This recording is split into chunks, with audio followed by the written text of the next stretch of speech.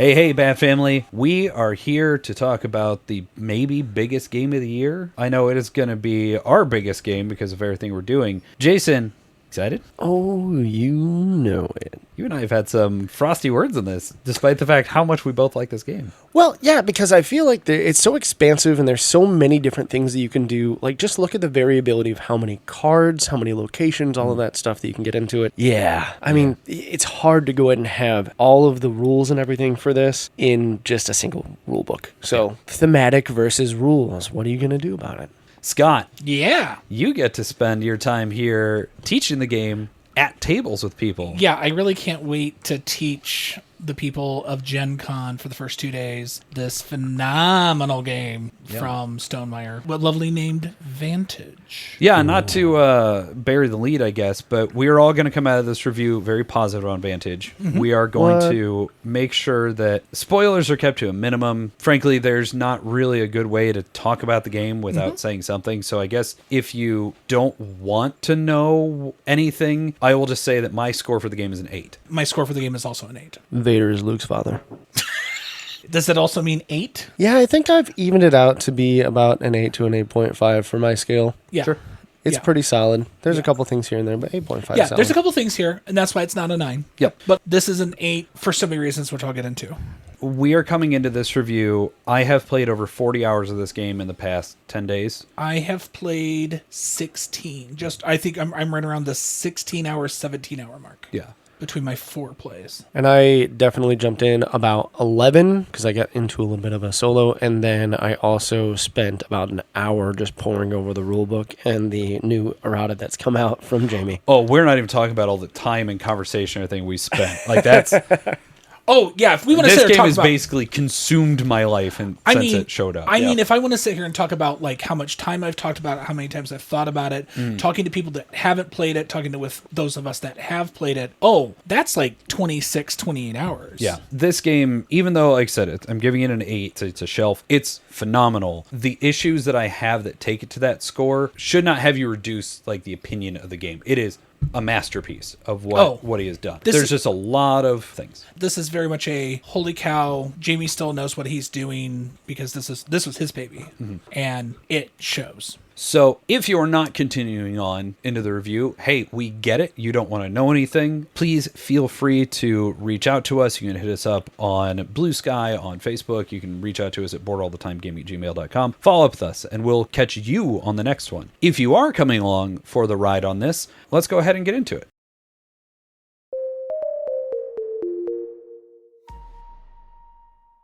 So we're going to get into how Vantage plays. And unlike most of these explanations where I just kind of ramble for a few minutes, I am going to bring in my fellow co-hosts here because that's the way Vantage works. In Vantage, you are brought to an alien planet and you have crashed. That's not a secret. That is literally how the game starts. You have your spacecraft that has broken into a variety of pieces that is scattered across this world. And unfortunately, that means that you are also scattered across this world.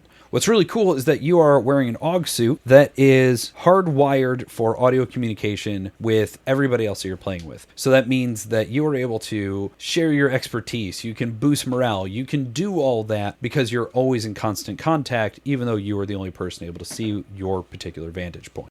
Your vantage point is going to be represented by a location card. And if you've heard it said that north is always up, that is because you're assumed to always have been looking north regardless of the direction you came from. And that's just so that way they only had to create one card for every location instead of having, 700 plus that have 4. The game would be completely untenable otherwise. But what's going to happen is you're going to have a location in front of you, and there's going to be a number on it just telling you where you're at. You're going to get some flavor text, and then you're going to have a compass in one of the corners. Generally, it's the upper right, could be in other locations, depending on the type of location that you're at. And then you're going to have all of your list of actions. In almost every case, you are going to have all 6 of these available at any location you go to. There are moments, I've seen plenty of them, that is not, but vast majority of the time, you will always have access to all 6. The first one is move, and that is exactly what it sounds like. It is going to be doing some kind of movement. You are chasing something, you are entering a building, you are moving on to the next area, that type of stuff.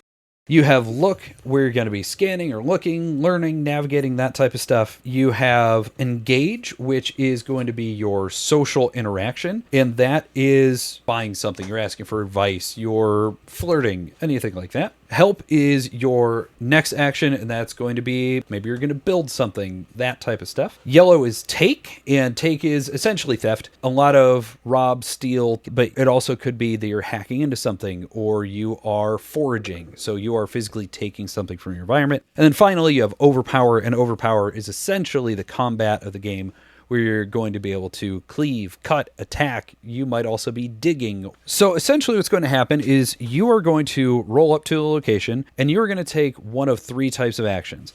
The first being a location action, one of the 6 I just told you. The next is a card action, which is going to be a more limited subset. Not every card has actions on them. Your character starts with master, buy, and equip. You have a few different things to do on there. And then you just simply have movement actions. So you could be using that compass rose that's in the corner of the card to move to an adjacent location. Regardless of what type you take, generally speaking, you're going to be looking at your fellow players, or you're doing it on your own. And you're going to say, hey, Jason, I would like to focus at 151. And so go ahead and look and see what symbol matches focus, which is overall a look action. And then you're going to go and open up your book to 151 on the page. And the cool part is it does have a small index on the top right of each page to tell you which one is where. So for this example, I'll go ahead and say 151 has an X of focus on the rune. So an X is a variable value, which you are allowed to roll anywhere from 1 to 6 dice. You will go through that action, and then once you have resolved, you will get the non-bolded text. But Scott, if I said I'm going to patrol on 41, then he is going to read something else for me. Yeah, like Jason said, everything's nice and numbered. So when I get to 41, it says 2, patrol the city.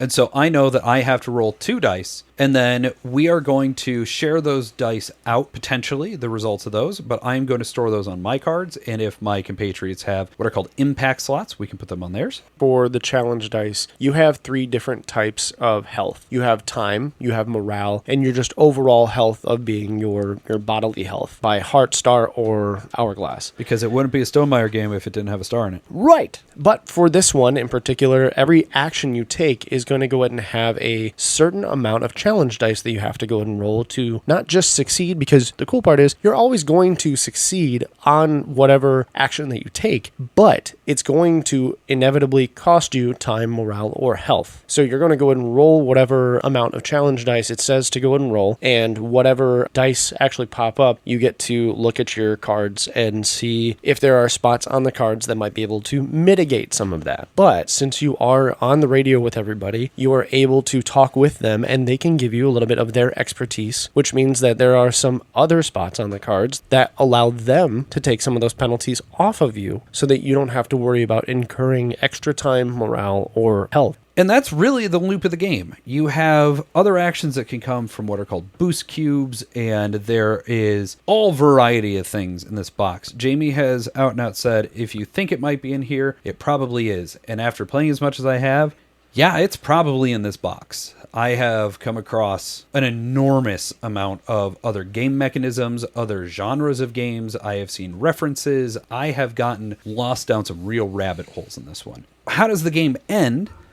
That's really kind of up to you. So you are going to start your game with a mission. If you complete the mission, you can choose to end the game, or you can also complete a destiny. Destinies are found over the course of the game, and if you complete that and you actually read out of the Book of Secrets, then your game is done. But if you're able to achieve both of those things, then you have completed an epic victory. But Vantage is an open world game in the sense that you really do define your loss and victory conditions. Yes, you can die in the game. There are ways around that, but if you want to just, hey, I'm playing a hardcore survival game, I have died, you've died.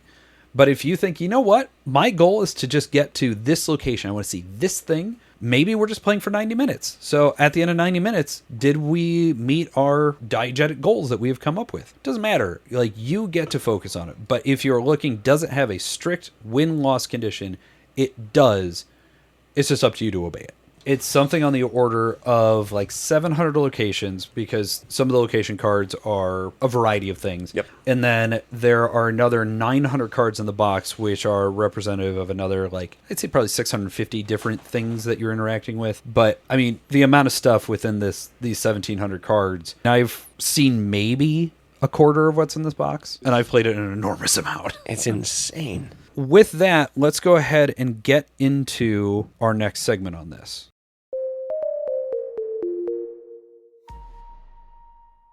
Scott, I taught you the game first. Yeah. And then I taught Jason. Have you each also taught the game so far? Yes, I've taught the game. Okay. And Jason went back over because there was some clarification rules that need to go through that he actually helped me with. Okay. Because there was some stuff that we were doing the first play that I found out was false. Cool. So those got fixed. Okay, so this is actually going to be fun then, because normally it's you guys talk about learning curve and I talk about the teach. We each get to talk about all of it. So let's start on the learning curve, and this is the only one that you're not going to really have me on because I've taught it every time. Yeah, so for me, for the teach, so I had the pleasure of going down to Lafayette, Indiana, and hanging out with some of the people down there and teach a group of gamers that are local to that area the game. So this was my training session, since I will be running the demo tables in the main convention space, teaching them the game, getting them to look at everything and showing them what everything's on the card. I felt it was super easy to teach. Like, everything, the iconography is really good, which we'll get into that stuff later, but like everything made sense because we're used to these type of things, especially people that know Stonemaier are used to this type of set type of rules. This is what this means. This is it. And they just kind of went on with it. I had a great time teaching it because it felt very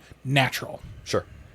Yeah, it's a very, very easy teach. I think the big thing that is good about the game is that you essentially, as you said, you have 3 actions that you're going to go ahead and take. You pick a singular action on your turn, and that's it. So teaching those 3 actions essentially is saying, all right, you've got these 3 things to do. The only modifiers to that are essentially your boost abilities. And once you start getting into the game, you start seeing that there's other modifiers and stuff in there. But the basic teach is just essentially like a 5-minute breakdown of what this is, what this is, and then a couple little pieces of iconography that you break into, and you're good to go in the game. The best part about it is you give a 5-minute teach at most and say, all right, just sit down, tell us where you're at, and there you go. Yeah, this game really is definitional of a rolling teach, because so much of what you will come up against is, I will teach this when it's relevant and if it's relevant. Yep. I now know every rule in this box. Pretty close, I'm sure. But am I going to bother teaching that? Absolutely not, because it literally may never come up in your game. It's useful to know, but all you need to know to play the game is, here are the actions, here's how you use them, go. The only thing I'll say is the rulebook is terrible. It's real bad. And the fact that the glossary for the rule book is in a different book behind another segment of things does not make it easier. So I think learning to teach the game is not fun, because this reminded me very much of Tapestry of, there's not enough here, here's a bunch of questions. Now, I will state that on each of the 6 action books, the base action books, there is a phenomenal player aid. Yes, absolutely agree. So everyone was like, what do I need to do? I'm like, hey, what book do you have next to you? Oh, I've got the Overpower book. Cool, flip it over. Yep. So long as you don't have the Depart or the Book of Secrets, you can flip it over for a player aid. Yeah. And I don't know if you noticed, just as a little touch, the appropriate book has the appropriate character on the back. Yeah, they did that on purpose, and I think that's really, really neat. As far as being taught the game, learning it, how did you feel that went? I mean, it's simplistic enough. Like, I didn't feel confused at all. The one thing that is kind of crazy is that your move actions could have subtypes. Same with your look, same with your engage. You sat there and said, hey, I'm going to have you do this action. And we both looked at you like, and what color is it? Because multiple times I've had to go, and what book am I looking through? Because you don't know what the list of things are, because that is not on these books. So that's kind of a want, but yeah. And after playing it enough, I mean, the terms become second nature. You realize, oh, this is what dig is. Like, if I say, I want to navigate, I'm going to hand you the lookbook. Right. I would try to give them a little bit of credit for, at least a little bit, for the rulebook, mainly because of just how huge this game is in scope, trying to go ahead and fit all of the other modifiers and whatnot and the situational things that you find on these cards to try to be in this book. This book is going to go easily from a 16-page book up to a 60-page book if you try to go ahead and put everything in there. And I'm going to respond to that point in a later segment because I don't think it needs everything, but I think there are a few key clarifications that could have been there. That's true. Other than that, let's just go ahead and move on. Artwork, components, iconography.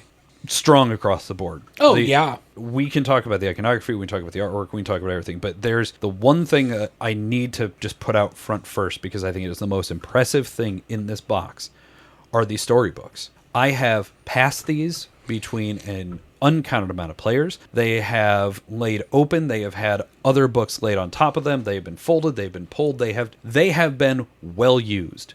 These storybooks, after everything I've done with them, still look brand new.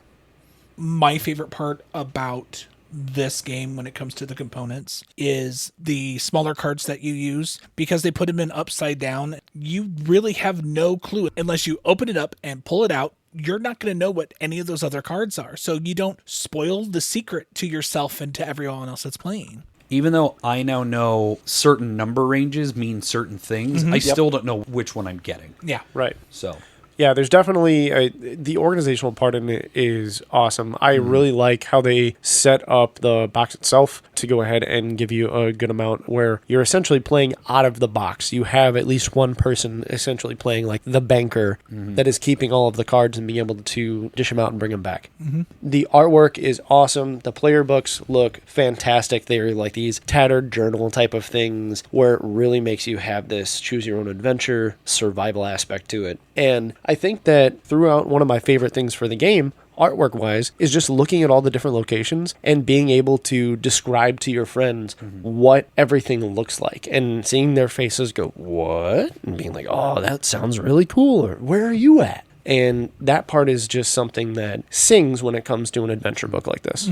the fact that it's just you seeing it and needing that description leads to some really interesting things because there are moments like I think I was playing in the game with you guys where I said I'm essentially in the forge area of the town in Princess Mononoke. Like that is a very specific, and I was able to get you there. And then I was at I'm at this weird rock with a giant rune and there's birds and da da da da da. Yeah. Like there's so much rope to give that it allows for really interesting description because the art is so well done, it's so detailed, it is so vibrant. And even though it is 3 main artists, I believe, maybe 4, it's all cohesive. Each artist was responsible for a different biome, and it all still feels very cohesive. It's really, really well done. And pointing to that cohesiveness, it was really cool to, when you're describing these different cards, if someone, for example, Scott, in our first game, I started describing what my location looked like, and Scott's like, I think I'm close to you, because we had a lot of the same type of like mountainous regions and all the different key factors were very close in similarity. And looking later or after the game, you could realize, oh yeah, we were like in the same quadrant. And that was awesome. The game that I played with Mark, Jen, and Eric,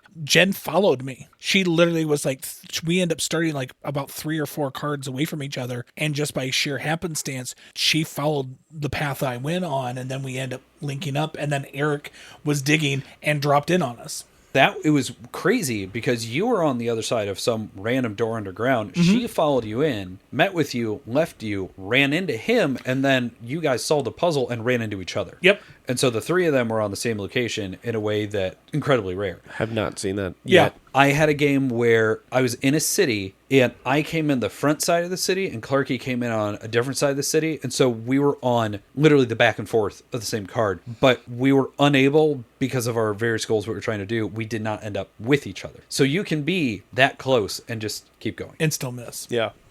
And I think we did, in our 2-player game, there was a couple times where it felt like we were kind of do-si-doing around each other's location, which I think is really cool because if you do, by the happenstance, be able to meet on the same location, you can also trade items between yourselves, which is really neat. it also just leans to how well the artwork is in here and how sturdy these are, that you keep flipping through each book and you just get excited every time you delve into it and be like, all right, what is this next adventure going into? What are you doing on this page? And it all seems to make sense, whether it's exterior or interior for what action you do. All right, well, this means this. All of a sudden you're like, holy cow, without getting into any specifics. It's just so much fun, even reading to one of your other friends. You're like, oh my goodness. I can't believe you're doing this. Yeah, I can't believe you have to make this decision. Yeah. I try very hard when I'm reading that I don't read it because I don't want to give anything away. It's one of the only issues I've got with the solo mode is like, I don't want to read ahead, but I'm the only one reading.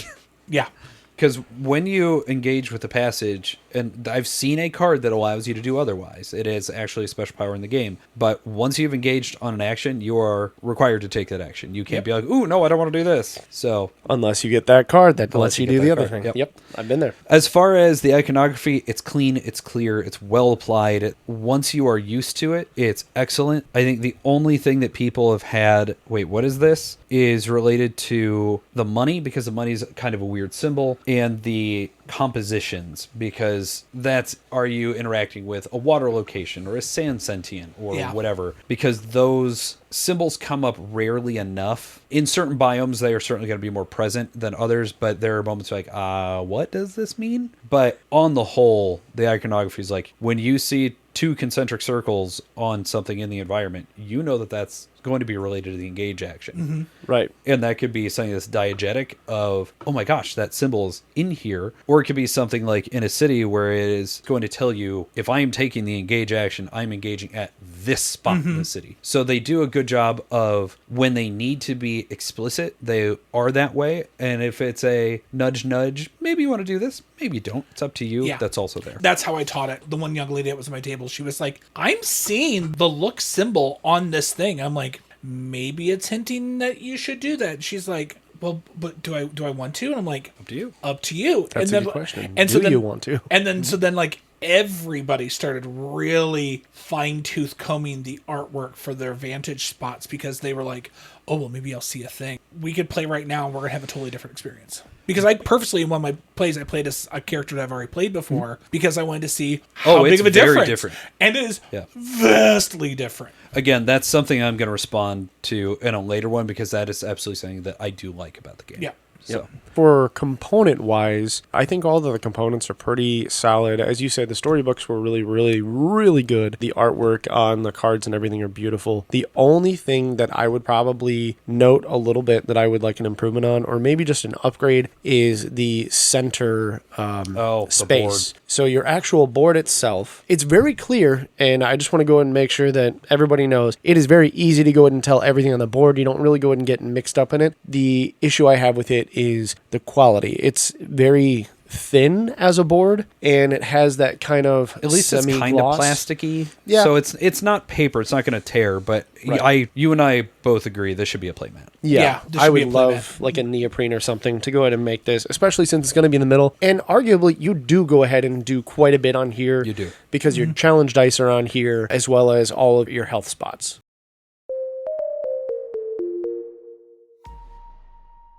Normally we mention solo mode here. We're actually going to fold this into the next segment, because the next one is replayability and player count. And this is a game that player count matters significantly, in my opinion. Yeah. I really enjoyed it 1. I think it's very good at 2. I think it is absolutely best at 3. It was kind of miserable at 4, and I never want to play at 5 and 6. Yeah. I haven't had to deal with 5 and 6. 3, I think you're absolutely right. I think 3 is the best, because turns aren't super long regardless, but 5 little turns compared to just 2. That means you might only be interacting with 2 of 5 people, where there's more of a possibility that I'm going to be interacting with 2 of 2. It comes back to that idea, what I think it was Jason earlier said, you have these like montage turns. I don't remember if that was in our conversation here before we started recording. Non-recorded. But it's that idea of, if I only have 2 other people, I am on your adventures, and I can be along in that adventure with you and remember and get excited for you. Whereas in that 4th player and that 5th player and that 6th player, that's more journeys I have to be tracking. That is more stuff I have to be paying attention to. It's more table space. It's all the things. Yeah. And I mean, the game is brutally long anyway, just because of the way people tend to want to play this. Mm-hmm. And so I would rather be doing that with 2 of my best friends than 5. No offense to the other 3, but it's a better experience when it's tighter, I think. Yeah. I'm going to augment, instead of brutally long, I'm going to say shockingly long. Because the amount that you delve into the game and realize how excited you are for everybody's different story unfolding, you almost don't realize that you have 4 hours into the game and you're like, holy cow, we've done this much stuff. And oh, look, it's 3 a.m. Yeah, I mean, the game that Jason and I played, we had finished our mission within 90 minutes. Mm-hmm. We had got the mission done, had a destiny, and had we chosen to just finish it, we would have been done in about 2.5 hours. Yeah. We did not. No, I think I tracked it at about 5. I tend to find that people will want to play, like, you will get to a game-winning position within about an hour and a half to 2 hours. But then what ends up happening is you end up playing for another full hour, 2 hours, 3 hours after that, because maybe that's not the destiny I want. Maybe I just want to keep playing this character. Maybe whatever. I took a single mission to 14 hours. I played that over 3 days, but I was also unable to actually finish that mission without pivoting to the easier difficulty version of it. So, you know, player count matters. I like the solo mode a lot, and the only real variance in the game is your challenge dice. You generate a pool during setup of 8 plus 2 per player. So in a solo game, you're running 10 dice. In the multiplayer game, you're using 12, 14, 16, however many dice. And I feel like that dice pool of 14 with 3 people just feels really good as well. Which is so cool when it comes to having 2 to 4 players, because it does inevitably make the game a bit easier as you play through. Mm-hmm. I do think that a single solo play is the most akin to kind of a survival-based game, because you are by yourself. You are the only one that can help you to keep going. So the more that you chance, or the longer that you're going to go ahead and play past any of those missions or objectives that you could run into, there are some very, very steep penalties that you can go ahead and find, and it changes the course of the game pretty largely. On that, I think when we're talking replayability, I mean, the game is huge and enormous and tons of stuff. And even with that super massive play that I did, which I really actually firmly discourage, like, don't do that. The game is significantly better in shorter chunks. But that's just because you want to continue to engage with the mission and with the destiny that you're going for. What I ended up finding is, even though I have been through the entirety of the ocean, like, I have seen every card within one of the particular regions and all the associated ones in the associated regions. Nice. So I know one portion of this world incredibly well now, but I also know that one portion of the world through the specific lens of that character with that mission that I was going for, and there were 5 options per card, generally speaking, that I didn't see. Which means that I can go back in. Yeah, like, I will have a familiarity of, okay, these guys are here, but now I'm going to go try and fight them. Now I'm going to steal something from them. Maybe I don't want to honor the monument, whatever. Like, just based on how you want to play gives even doing that same mission a replayability, because what cards have you put together? What cards have you kept in your grid? How are you building yourself? Do I have other people that I can use their skills or their whatever? The game is ludicrously replayable. Like, offensively replayable. And it's built in to be that way. Absolutely. Since every time you go to a location for that game, that particular action of the 6 that you want to take can only be done ostensibly one time. Mm-hmm. So that even though somebody else might come to that location at a later point in this game, they will have to go ahead and take one of the other actions to be able to facilitate more interesting and unique plays. So if you're playing this solo mode, or you're playing it in a smaller player count game, the variability of just happening upon that location, again, people will have to go ahead and take a different action. So you get to go ahead and see more of the story unfold. I do think that this game sings at 2 and 3 players. I only dipped in about 2 hours for solo play so far. It's been busy. I get it. But I've stayed up. We're getting ready for Gen Con. I've stayed up very late the past few nights to do that 14 hours, because I can't do it through the day. Right. But I have sacrificed sleep because that's how enjoyable the game was. Oh, yeah. And that's one of the cool things that I love about it. And 2 and 3 is amazing. Even at 4, it can still be fun to kind of interact with people. It will go to make the game a little bit longer. I wouldn't recommend, just like you said, 5 and 6 is something that I would akin more along the lines of having a deep, deep story that you want to go and have with those big friends, akin to something like TI4, where you want to go and make sure that if you're playing that, you're going to be in it for the long haul, and you're going to have some very interesting people to go and have a very cool interconnected story with. But it's going to take all day. I think maybe the nice thing that a 4-player game can do for you, because since you're probably going to be playing with your friends, I mean, it doesn't help the gameplay, but I think when we had our 4-player game, just the conversations at the table were better. You know, we just had great conversation. It had absolutely nothing to do with about the game or the gameplay. And I think it was stimulating that. But and our 3-player conversations, that the game while we were having, the 3 of us were great too. But yeah, I can't imagine doing 5 or 6. I just, no. I might take this with me this holiday time when I go down to Fort Wayne, because there's 6, 7 of us. And it'd be like, this is the only game we're going to play. It's not going to feel like we played for 7 hours. But guess what? Buckle up. Yeah. Absolutely.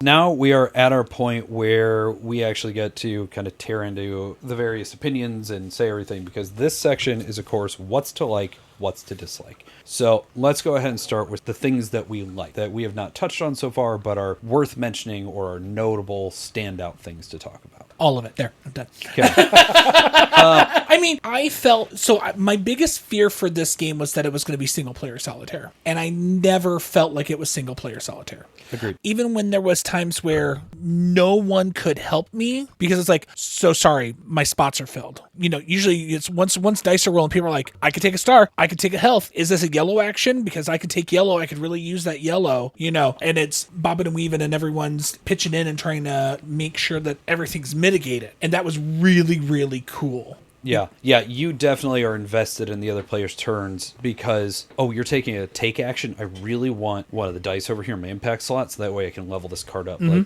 or, I just really want you to succeed, so that way, whatever thing. Yes, the game always has you succeed. Like, yes. You were always failing forward, essentially. Yes. I think that is a positive to the game. Oh, very much so. Because Yes. as much content as is in these books, there is a ton in these books. It's never a question of, okay, am I reading the success passage or the failure passage? Right. It's just, what did it cost me to succeed? And it helps keep that momentum. I think that's why the time passes so quickly, is because you're just always moving on to the next thing. And so you don't feel like, oh man, the scar that I got from 4 hours ago is still weighing me down. Yeah. One of the cool plays that actually happened in the game that I was teaching was the one person, they had a X action and they were like, well, what should I make it? I'm like, I don't know. Like, it's up to you. And they're like, well, I'm gonna play it safe. And I'm like, okay, cool, play it safe. They're like, they took it like as a 4. And so they rolled their 4 dice and we were able to mitigate everything. And then I'm reading everything and happened to have a continue. And what they had risked was what they got to have as a discount on another one. Those are rare. Nice. And so then they continued on to another action. That one also. And so they were like, well, what do I risk? I'm like, well, whatever you're going to risk, you automatically take 4 off of. What do you want to get out of it? And they're like, well, I mean, I want us to refresh our dice. And I'm like, well, there's that many dice. So you have to have that many dice plus 1 minus your 4. Okay. It was really neat.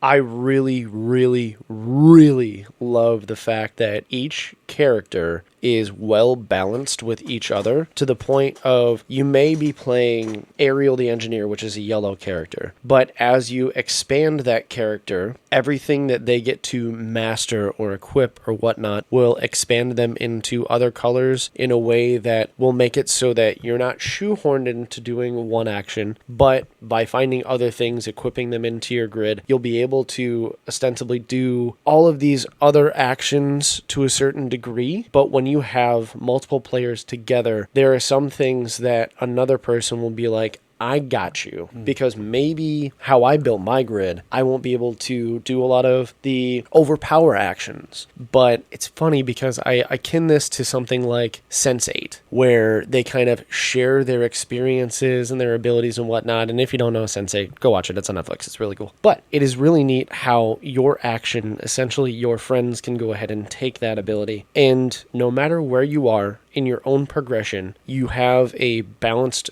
group of people that you're playing with that will be able to, at some form or fashion, make it a little bit easier for you. And even if you're in a solo mode, you'll be able to find friends and other things like that to kind of point you in the right direction to have, if you don't have another friend that you're playing with that has overpower abilities, maybe that buddy that you just picked up in the game will kind of act as a two-player for you. Going off that idea of shared experience, multiple characters, that type of thing, is this idea, and this might just be because we're all at this position where we're all experiencing the game, we're all playing, we're all talking, we're doing all this stuff, but this makes me feel like I was in 5th grade playing Final Fantasy VII for the first time again, of, wait, you did what in the game? You found what, where, what?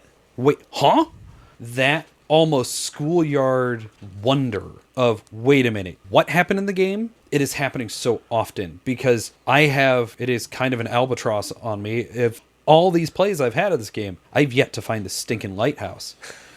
And you were like, I found it. Yeah, I got that. Oh, that's right. He found it. Found it on Saturday. But I know I have found things that you guys haven't. I have found deep Easter eggs. There are a couple things where I actually found a way to have a second character. That's nuts. Bananas, what this game can do. Yeah. It is so deep. There's so much going on. And it just, like I said, I think it's that like schoolyard wonder of, I can't believe that happened. I cannot believe that you found what, where, you did what? And then you look at some of these cards, some of these locations that come up and you're like, oh, that is sick. It's so cool how, depending upon how your story has led up to this point and what you've made choice-wise, will affect how it grows further out. I love that. With all of the plays and seeing all the things and seeing people's faces describing what they're seeing, it's just... I'm going to transition us into the what's not to like with a mixed bag. Okay. Because I think this is something that Jason you and I especially got into it before we started recording. Yep. And it is the fact that you can play this game how you want to play this game, which is great if you want a game that is this soft and this flexible. Right. Because if you want a hardcore survival sim, you can play it that way. You'll have to kind of rule box some stuff with it, but you can play it that way. But if you just want to ignore the dice system and you just say, knowing that I succeed, I'm just going to go to this action and we're just going to read the story and explore, you can do that. I personally am very mixed on the fact you can do that because the BGG forums are flooded for this game right now. I am averaging like 50 to 60 posts a day right now. And part of it is the fact that so many people don't want to ruin a surprise. So there's too many threads. Yep. But thankfully, Jamie's responding to like everything. Yeah. But yeah, there's a lot of softness. There's a lot of squishiness in the rules. There's a lot of how does this work? And there's this rule on page like 3 or 4 of the rule of thematic fun. Yeah. Like you do what is cool for your game. And that's neat. Yeah, it's as I quote, if you are ever in doubt about a Vantage rule, card, ability, or anything else, choose the most fun answer that makes sense thematically. And I feel like that is going to be a double-edged sword for a lot of things because that is going to cause a lot of conversations to be had. And that's one of the things that I'm still baking if I like it or not. Yeah. I do like it in some aspects because, as we said, little rule book, endless possibilities. But the amount of stuff missing related to grid, the reserve, the boost cubes in that rule book, and then you get into these rule squishiness things, and like, I want to play it a certain way, you don't. Now, again, the game supports it. We could technically play both ways in the same game. Yeah. But now there's that interplayer friction of, I just wish you were doing it that way. Yeah, it could definitely go ahead and make it a little bit abrasive with people. So communication maybe ahead of time could be good. But also, I think that part is going to go ahead and come into play maybe after you've played it a few times. Because the hard part is once you play it the first, 2 or 3, you're still finding so many new things in there that you may have that conversation in the middle of play. Yeah, and that definitely kills the momentum of the game. Yes. Okay, what did the forums say? Crap, which thread am I going to? Yeah. Right. That could be a thing that if they bring out an errata pack, which I believe that Jamie's already talked about doing for certain things. He said that they would do rules updates, and there's a living errata that way, but they are not going to do stickers. But as far as the books, they will not be reprinted. Yeah. Because as more things come up or more interactions change or whatever, like the game took 8 years. They had dozens of playtesters. They had literally thousands of playtests on the game. And I think for everything they found, it is in incredibly great shape. But now you have it in the hands of another 20, 30,000 people right now. And the system is flexing heavily at the moment. Right. Yeah. Well, and there's a couple things that they've already posted up on not only BGG, but on Stonemeyer's. Yep. That there is a list that he's going to be editing as we go. But the list itself will go ahead and say, hey, for this particular page or this particular action that's on this page, make sure that you either cross it off, put a little asterisk or whatnot, white out, and just rewrite this part, because some of those things just happen to be missed in over 1,700 cards. I get it. And if you're looking at how many games Jamie designs and all the other things that he's going with and all the various iterations within playtests, there are some answers he's giving where he's essentially writing rules or rewriting rules for the current rule book. Yeah. And I would love a complete, quote unquote, fixed. It's never going to happen. No. But if we were to get some reprint where they were able to fix some of the stuff, maybe that'd be better. But then you're getting into, well, hang on, why does your card say this in your copy and it doesn't say that in mine? There's some stuff like that. I do really like the fact that he has out and out said this game is done. Everything that needs to be in this box will be in this box. That's it. Love that. But I also think that some of the stuff that you find in the box is not that engaging. And thankfully, I have learned all the keywords. I know how to avoid what I don't like. But there is a very prominent component within the box that is related to this experience that I look and I'm like, I never want to touch this again. And what's crazy is that is randomized per print, per copy. So it's a weird choice they have in the middle of this very set, very done box of, and here's a little bit of randomness. I don't know why. When I get my copy, I'm going to make a label and just go through the book and find all the words that they use. So like, overpower. If I'm opening up the very first thing, there's raid, pluck, fight, shatter, smash right there. That was 5 words out of 6 entries. And there was, all those were part of the overpower and I know section. Cleave, cut, dig, Slay. So there's a lot. But I'm just saying, I want those on this cover. I agree. Absolutely want that there. I think that's like a big miss for me, because like if you're not going to make everything overpower, which I mean makes sense why you don't call overpower and then it happens to be I'm digging here. You'd want to know like, what am I overpowering? Yeah. Okay, it makes sense. I'm digging here. But yeah, not everyone's going to remember everything. You do. I don't know how you do, but then again, you've played enough. Yeah. I mean, on a personal level, at least for me, I don't mind it the way that it is now, because it is meant to look aged and simplistic, like a very old book from a library. I don't have a problem with there not being those on there because of enough iconography and the color coordination that are on the cards and on the locations. But again, that's just a personal opinion. See, and this is where we're getting back into that thematic versus not thematic thing, right? Because you're right, they do have a very good stylized look that is the exact same. Yep. If you look book to book, the creases, the breaks, the colors. stains are all the same. It's just shading out the word and everything. So it's one of those, like, I see both ways on it. I would have opted for accessibility, and that gets me into another huge issue I have with the game, and that's the fact that there's an easy mode. If you want to play on an easier mode, you can. I don't mind that it exists. In fact, I love the fact that it exists because it allows more people to engage and play with the game in a way that they feel comfortable doing. Yeah.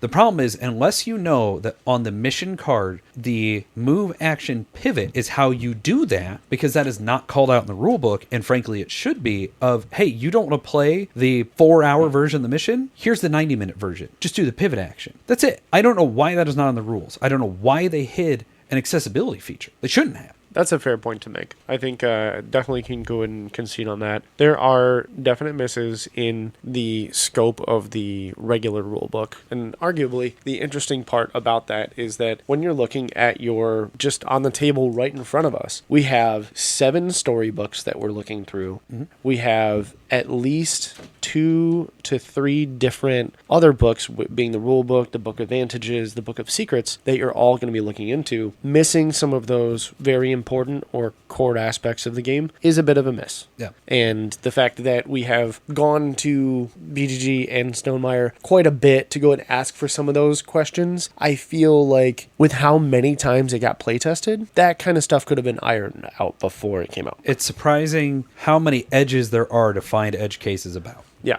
One of the things that in particular for me, because I've gone over and over about this again, and just today kind of got an answer for it, is there are some cards that essentially will go ahead and be like, with this, you're not paying attention to one of the core rules of the game. If I can bring one up without breaking any kind of, secrecy, it says that you're allowed to make multiple different actions at this location once per turn. I have one of those cards in front of me. It specifically says you may perform multiple different actions here, in parentheticals, 1/turn. Yep. I know the way I read that is I can perform multiple actions here, but I have to do one different one per turn. Right.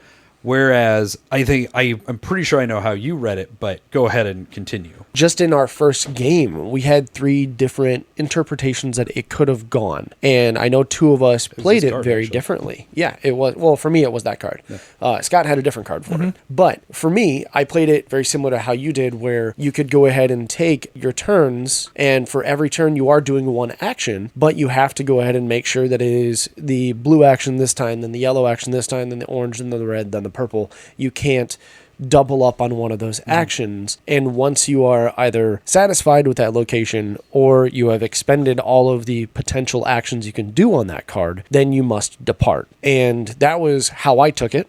But there are other ways to go ahead and take it. Like, Scott, for example, you had another interpretation of the rule, which was also valid. Yeah, I did multiple actions in the spot and then immediately left. Like I left. I didn't realize I could stick around. Yeah. Because typically you do a couple things, then you have to leave. Once you decide that you're not doing anything else, you have to go. And I was like, oh, well, this is how I did it. And you're like, oh, that's not how you're supposed to do it. But how does it tell us that? Yeah, it doesn't. Right.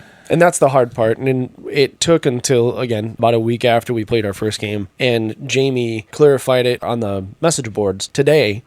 That it meant you can do them, but you don't have to leave. But for that is a very valid point. So being able to do multiple different actions, you can imagine that if it says once per turn, essentially you could take 2 actions on this turn before you have to leave. And since somebody else can come to that location and do the same thing, it makes sense. I hope that even though the game is done, we get an updated rulebook a la Scythe or Tapestry or Viticulture. We have had complete rulebooks released, revised before. And I think take the glossary out of the Book of Secrets, just reprint the Book of Secrets. I don't know why that's in the back of there, because there are so many games that I have of, hey, don't read beyond this page until you need a question. Could have been the rulebook. It's the where it's split, because now I am more afraid to open that book because I don't want to see a puzzle solution to try to find out an answer to. I don't know why it's split that way. I think there is, in a year or 2 years or whatever, is everybody going to buy it? No. Can he offer as a PDF? Absolutely. Yeah. But for those of us that have gone out and bought the updated Scythe rulebook, and we have the updated Tapestry stuff, like, there's no reason why they couldn't revisit this, and I really, really want them to revisit this. Yeah, I don't see why it would have been a problem just to pluck the glossary out of here and put it into the main rule book. Or have a glossary within each of the storybooks. That too. Oh, there you go. Something. It's just weird. I don't get it. That part was a little bit on the odd side. I would go ahead and agree with it. I have one last thing to bring up. And the 13-hour game proved it just as much as the 3 and 4 hour games we played, because I've yet to play this game under 3 hours. I don't think the resolution of anything is satisfying. It's the stupid idiom of it's all about the journey, it's not the destination. And frankly, believe that, because anytime I've read a Destiny entry in the Book of Secrets, it's been, I don't really care. Like, I have enjoyed playing the game, and I have enjoyed seeing where my character is going. And especially when you go into each character's personal objectives, there's a fun little side story for each one of them. I like that that's there. But end of the day, if I have to see the repair your vehicle destiny one more time, I'm going to rip that card in half, because that one always comes up. I feel like I don't get to actually control or choose the way I go, because like you were saying earlier, as a positive of you have an archetype for every action. Yeah. The problem is if you are only gaining cards that give you equipment slots for move and overpower, you're going to be doing move and overpower because you don't want to fail. Because if you are in a position like Scott's talked about of being on one time for 4 hours, you're not going to do anything that's going to risk that. I just feel like I don't have the way to shape my character the way I want to unless I play for too long, and now I'm overpowered and I'm not going to lose. And once I finally finish something, I don't really care about the resolution of it. I will say completing the Destiny or the mission did not seem like it was a major victory thing to do. That wasn't at all what I was worried about doing. There was no sense of urgency to be able to do some. In fact, like some of the Destinies that you get to, the purpose of them is to take obnoxiously long to go ahead and find a la radio towers. Trying to go ahead and find things like that can take forever to do so. I had mission 1590 because when you're doing the setup, if you roll the same icon as a pair, the game actually says, these are really hard. You are allowed to re-roll these. That was my 14-hour game because I was trying to find the solution to 1590, the mission. I never found it. Yeah. That's the one that I had to pivot down off of, and it turned into the radio tower one. Yep. And I had just so happened to have completed the radio towers along the way. Yep. It's very frustrating. The one thing that does get me a little bit, and this is potentially nitpicky, one of the things that you have on the main board is that you automatically gain Destiny 1705 when you first make a full grid of cards. The cool part about having your grid, which we've mentioned earlier, is your character is the center of the grid, an ever-evolving thing, where as you get more friends, as you get more equipment, more abilities, more spells, you'll be able to slot them in this 3x3 grid, and that is what you can actively use on your journey. And I think that's one of the cool things that you can use as an example to have a various degree of mitigation for all the penalties that you have. So I think the game does really well at having a big diverse sense there. The hard part is, as you said earlier, there is some things where I might have found a bunch of a certain type of aspect while Scott didn't get to go ahead and find anything to increase anything else for him. So while I could go ahead and carry a bunch of stuff, he couldn't. Kind of difficult. Yeah, I had that same interaction issue where it wasn't until my like 5th game I even found something to expand my inventory, and that feels rough because like, oh, you're getting some cool stuff and you have the options to use it. I'm getting some cool stuff and I have to throw it away. Yeah. And if I'm not throwing this, I'm throwing away something else cool that I had to keep. That's what was happening with me and Jason. Especially what was really bad was we had a curse. Mm-hmm. And so every time we rolled setback die during a certain action and we had to put something into the reserve, my reserve was 1. So I was losing something every single time. So then I was losing cards out of my grid. That sucks. And when multiple people get cursed, it compounds. Yes, we both had a curse. Yeah. Thankfully, It was great. at least in the southeastern region of the world, I can say there is a lot of ways to get rid of curses. That's good. Yeah. Well, that's where we needed to head. We were not near there. Yeah. Scott, anything else you want to mention? The what's to like, what's to dislike section? I mean, I really wish that the center board was a little bit bigger because if you have a full table, or even with we had 4 people, that's 12 tokens that are in a space that, yes, Is not big enough for 12 tokens. it's not big enough for 12 is tokens. definitely not big enough to for sit in 18. there. And so, yeah, it's definitely not big enough for 18. Now, yes, those pawns are going to slide. They're going to be moved around a bit. And so, yes, that helps a little bit. But in our first portion of the games, we didn't take any damage for a while. So, again, there's still a bunch of tokens just sitting in there. It's a nitpicky thing, but it's still important enough. I understand why I'm mentioning it, though, because this is a game you do not want to bump. I had a quest that could have 21 boost cubes on it. And if those got bumped, it was real tough to remember what was where. Yeah. That's hard. Well, and a quick segue, I had 2 little things, but the first one to segue from the center point is with all of those different points on here, your heart, your star, your time symbol, all of them are just a wood cutout that is colored for whichever character. That part has no distinction on them, so if someone's colored impaired, for example, they're going to have a hard time distinguishing which one goes where, so they're going to need help with somebody else to go and be like, oh, no, this one's the orange one, not the red one. We had to do that for Clarky. Oh, did you? Yeah. That is a little bit of a knock for me and why it takes it down a little bit of a point. The other part is there is no doubling of having items, and there's a lot of places where you can go and have multiple of the same item that come up. You can find the item multiple times, yeah. Right. And the thing for if you're doing it yourself, you just get to go ahead and put a boost cube down. Great. If somebody else finds that same item or tries to make that same item or over 4 different challenges to try to go ahead and get up to that point, now you have to decide, and it's in the rule book, that which one of you gets to keep the final item. And that part is rough. That part is difficult for me. Yeah, no, I get that. I agree with that, 100%.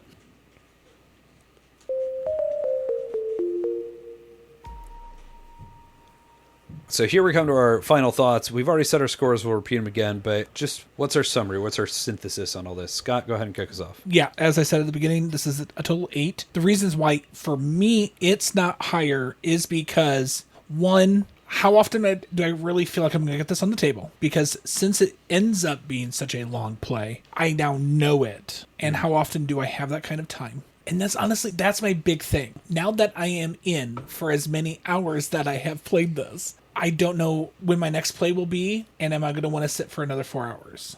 Because that's been the average. And then how burnt out will I be? That's my worry. Like, I know there's enough in there that I will want to come back. How fast will I want to come back? And that's why it's an 8. As I said before, I gave it an 8.5. The only reason why I'm knocking this down is because it does take a long time to go and sort through the cards, even when you're trying to go and say, hey, I'm going to find this card, and hey, I need to go and find this action in the storybook. It takes a little bit longer, knocks it down for me a little bit, and the limitation of having like one item per game of that type. So that's it. I am also coming in at an 8, like we said at the top. There's 2 things I really want to mention in this. The first being, I am playing this with my 4-year-old because he doesn't need to shuffle all the cards and do all the stuff, but I am able to sit here and I can read it to him and summarize what's going on. And he can say, hey, that's really cool. I want to look at that. Or we should go over here or whatever. Like, there's nothing in the game that is terrifying or horrifying or graphic or gratuitous. Yeah, I mean, you may see some skeletons here and there, but on the whole, like, there's nothing about this that I can't play with my kids, which is awesome. For a game that inspires imagination and wonder the way this does, it's great.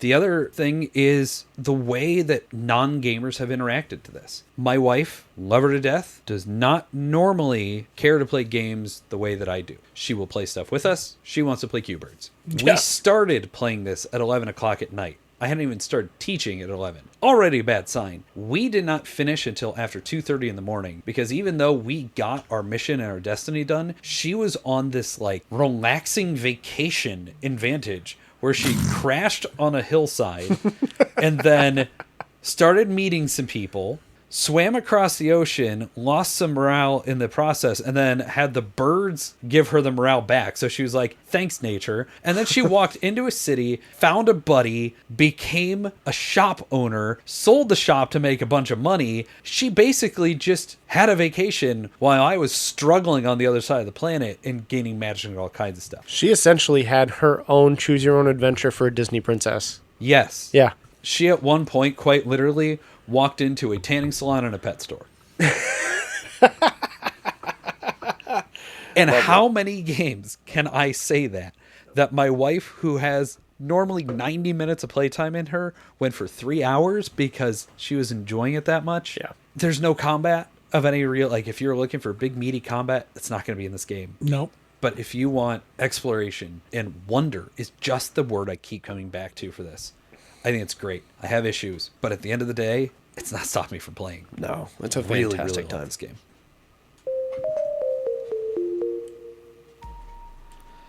All right, boys. Normally, what I say is, get out of my house. Now I'm just going to say, get off my planet. Boo.